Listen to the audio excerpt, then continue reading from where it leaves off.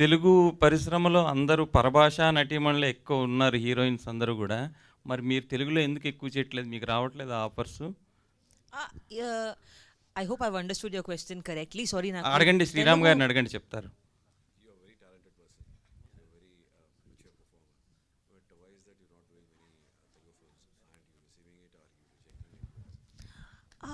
No, sir. I'm just a little.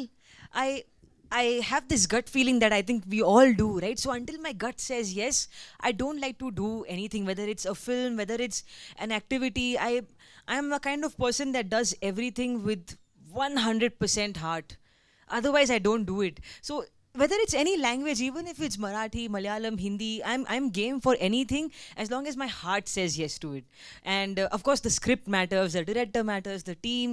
So once all that is a good combination, then yes చేస్తున్నాను.